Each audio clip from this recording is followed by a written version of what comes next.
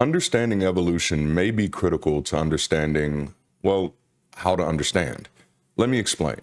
If a society embraces creationism, that doesn't just reflect how it views our origins, it also impacts that society's relationship with information. Knowledge becomes something to pass down, not something to build up. Information becomes something to believe or denounce, not something to process and understand. The longer a society is steeped in that type of reasoning, what is true gets replaced by what is trusted by the people I trust. And so even when individuals in those societies deconstruct from religious ideologies, many of them still get stuck in the same loops of using believing as a substitute for understanding. While that believing may not be attached to a deity, it's often very visible and tangible in conversations and can be just as detrimental as religious belief. You hear it in statements like, society is broken, we need to get back to how it was. Human nature will never change. There are just two kinds of people in the world. Every time I hear this one, I always think of astrology. Like, why stop at just two? Go on up for the 12. Life isn't supposed to be like this, or everything would be fine if we just got rid of X group, X person, or X system. Even without belief in a deity, creationist assumptions can linger in how we interpret life, identity, morality, and even progress. Recognizing these patterns is the first step toward truly embracing a complexity-emergent worldview, one that prizes fluidity, systems awareness, and layered consequence over design, destiny, or fixed meaning. Welcome to today's conversation. Let's start with the crash course on evolution as an emergent property. Evolution, specifically biological evolution, can be understood as an emergent property of the universe, arising from the foundational laws of physics, chemistry, and thermodynamics. But it's important to unpack what that really means and what it implies. An emergent property is a phenomenon that arises when simpler elements interact in complex ways, producing behavior or qualities not found in the individual components themselves. So, from atoms, we get molecules. From molecules, we get complex chemistry. And when you add environmental interaction with that complex chemistry, you get self-replicating systems. Now, take that self-replication, add variation and selection pressures, and you get biological evolution. In this chain, evolution is not programmed into the laws of physics, but once conditions like stable molecules, energy gradients, and replication exist, evolution becomes inevitable, a kind of universal algorithm for adaptation and complexity. Now, if evolution is emergent, what does that imply about our universe? Well, quite a few things, actually. First, it implies that the universe favors complexity under the right conditions. The same laws that govern star formation and entropy also make complex chemistry and life possible. Life is not guaranteed everywhere, but given enough time, matter, and energy flow, complexity tends to emerge. Second, order from chaos isn't a fluke, it's a tendency.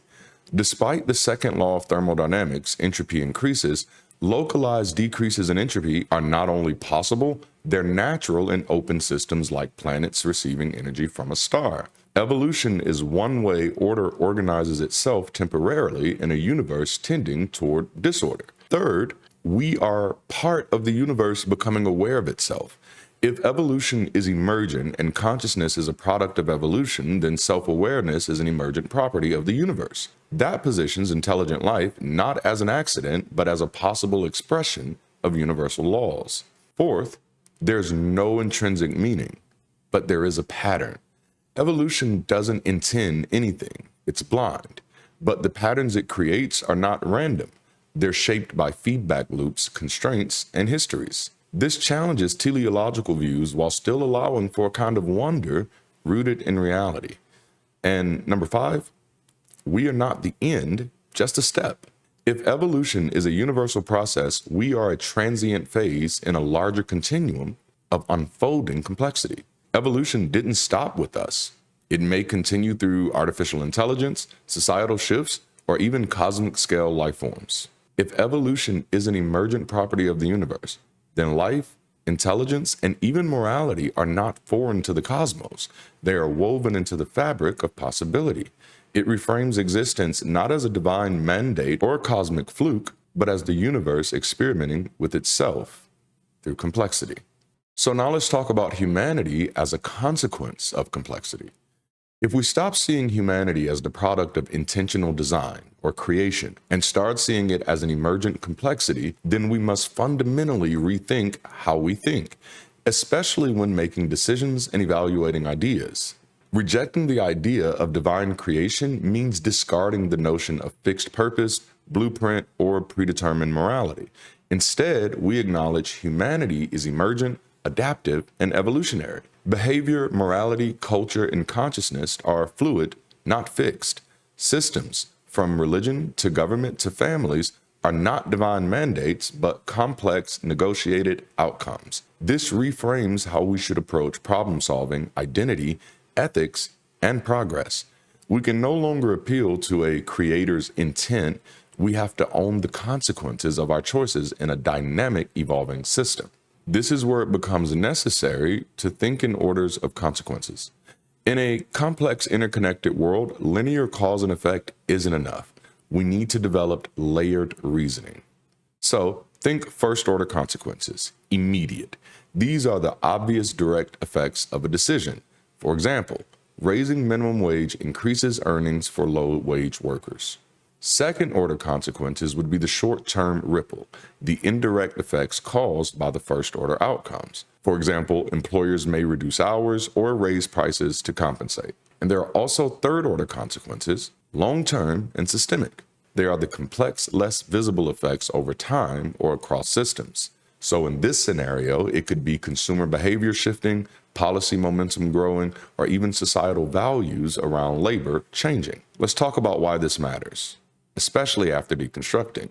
If you're leaving behind the belief in a divine plan, you're also leaving behind guaranteed outcomes, moral shortcuts, and cosmic safety nets. So now you bear the responsibility of thinking deeply about the consequences of your beliefs, your actions, and your systems. It's not just about what seems right now, but what it leads to next and next again. So a policy might feel moral, first order, but erode institutions or deepen inequalities over time. That's second and third order. Telling the truth feels righteous, but if done without care, can harm someone's mental health, second order, leading to breakdowns in trust, third order. Leaving religion, first order relief, may cause family or social rupture, second order, which could reshape identity and relationship frameworks, third order.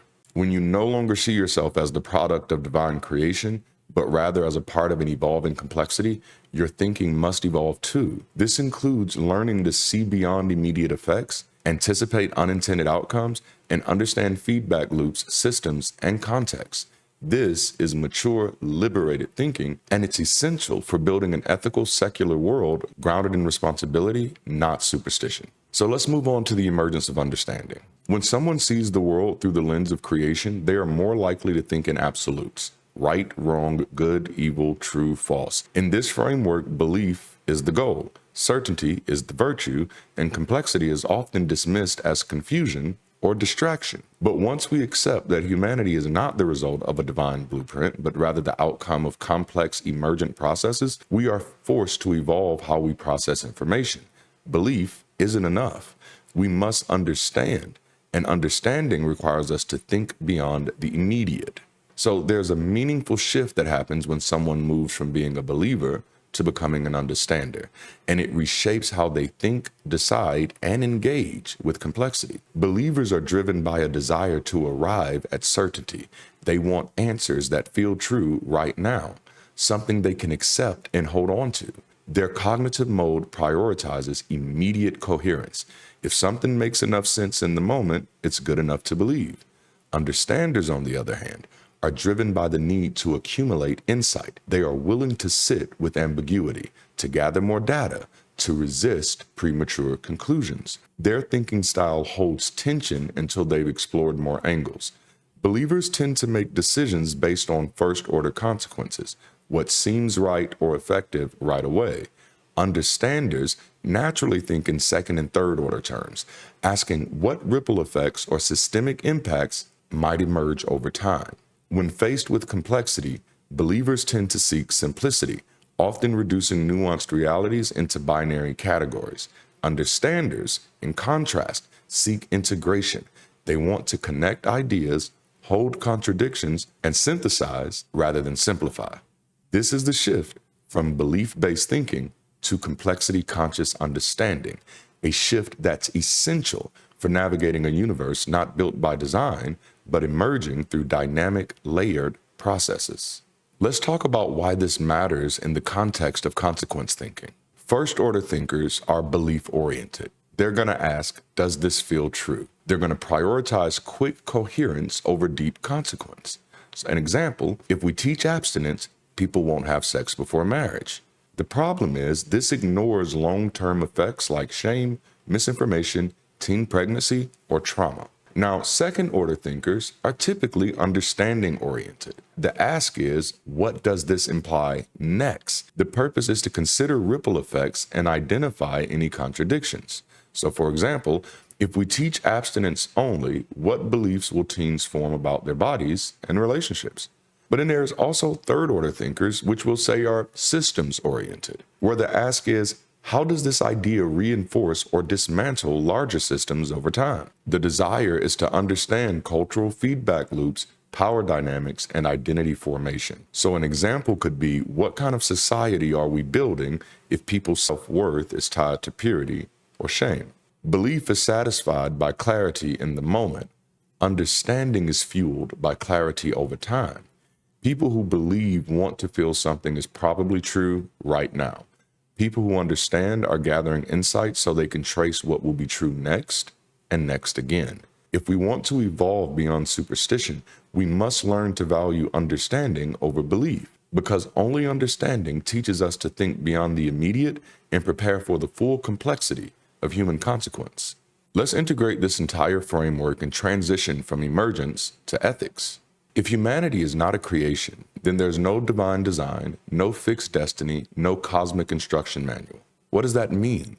It means that the human experience, our emotions, societies, technologies, and moral frameworks are the byproducts of emergent complexity. They are not handed down, they are built up. And when that's true, the way we think has to evolve with it. If biological evolution is an emergent property, a result of atoms becoming molecules, molecules organizing into replicators, and replicators competing over time, then everything about us is the outcome of compounding layers of interaction, which means our biology is layered, our behavior is layered, our consciousness is layered, our consequences are layered, and therefore our thinking must be layered as well. In a creation-centered mindset, belief works fine. You're handed a system, you obey it. But in a complexity-emergent universe, understanding becomes essential. You're not obeying a script. You're interpreting signals from systems that build on one another. As I stated earlier, if evolution is an emergent property of the universe, then life, intelligence, and even morality are not foreign to the cosmos. They are woven into the fabric of possibility. That means moral reasoning is emergent, not decreed. Justice is a process, not a commandment. Progress is iterative, not predestined. And thinking well, with depth and discipline, is the only way to responsibly navigate it. When you stop thinking creation and start thinking complexity, you let go of belief as a landing pad. You adopt understanding as a compass, and you train your mind to ask not just what something means today, but what it sets into motion tomorrow. That's not just intellectual, that's ethical, because complexity doesn't just require curiosity, it requires care. I hope you enjoyed this conversation today. If you did, share it with a friend. If you're looking to get involved with this movement, check out every single one of those links in the description. You can join the Discord to connect with other friends and fans. You can join the Patreon or YouTube membership program to financially support the channel. You can check out my books on Amazon. You can tap in to let me know that you're interested in building something local. And you can enroll in BC 101, How We Change the World, to learn more about Bridge City Global. Also, don't forget, NanoCon is this weekend, and I'm looking forward to seeing you in Nashville. And last but not least, if you're in the Southern California area, we have a growing hub of supporters who'd love to connect with you and me. Tap in. All right, that's all for now, friends. Until next time, keep rising.